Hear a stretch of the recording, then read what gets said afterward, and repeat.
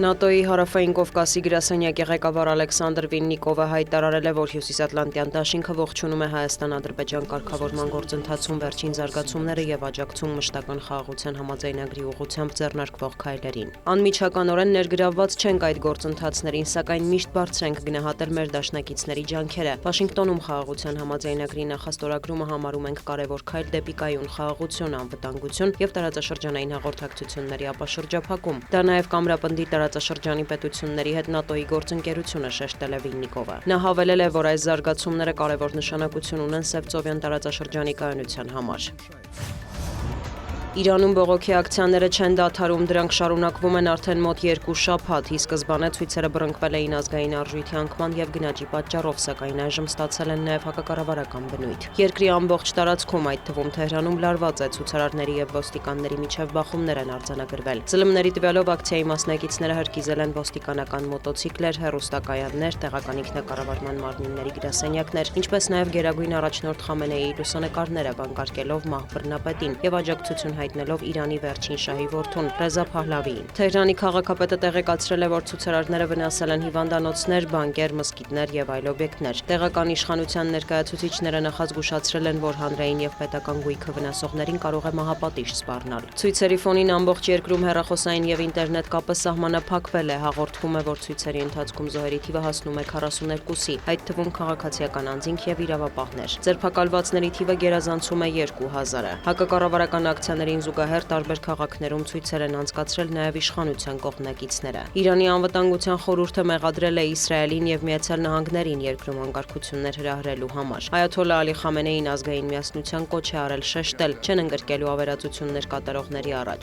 Խամենեին կոչ է արել Դոնալդ Թրամփին զբաղվել սեփական երկրի խնդիրներով։ Ավելի վաղ Թրամփը հայտարարել էր, որ Իրանում ցույցերին մասնակցում է ավելի քան 1 միլիոն մարդ։ Սպիտակ տան ղեկավարը նախազգուշացրել էր, ուժեղ հարված կհասցնի Իսլամական Հանրապետությանը, եթե ուժայինները ցուցարարների սպանեն։ Թրամփը նաև չէր բացառել, որ կարող է հանդիպել Փահլավիի հետ, սակայն դա դեռ պատեհ չի համարում։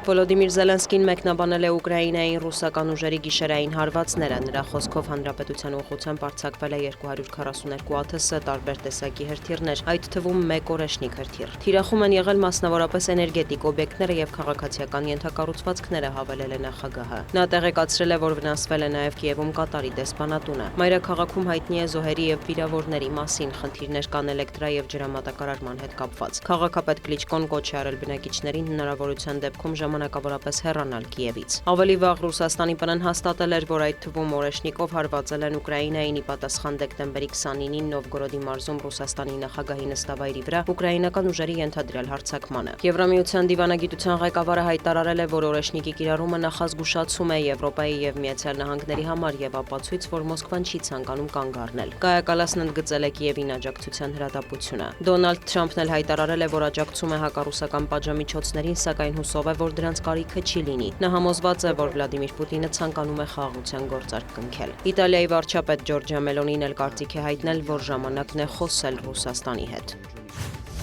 Վենեսուելայի խորհրդարանի նախագահը հայտարարել է, որ առաջիկայում ազատ կարձակվեն նախկինում բանտարկված վենեսուելացիներ եւ օտարերկրյա քաղաքացիներ։ Նրա խոսքով գործընթացն արդեն սկսվել է, ազատ է արձակվել Իսպանիայի 5 քաղաքացի։ Այսպիսով իշխանությունը ցանկանում է նպաստել ազգային միասնությանը, խաղաղ համակեցությանը եւ երկրի բարգավաճմանը։ Սպիտակ տնից նշել են, որ դա հնարավոր է դարձել Նիկոլաս Մադուրոյի տապալման եւ Կարակասի վրա Դոնալդ Թրամփի ճնշման արդյունքում։ ԱՄՆ նախագահն էլ տեղեկացրել է, որ Վենեսուելայի դեմ նոր գործողություն չեն իրականացնի, քանի որ երկկողմ գործակցություն են հաստատել նավթագազային ոլորտում։ Դիանա Գասպարյան, լուրեր։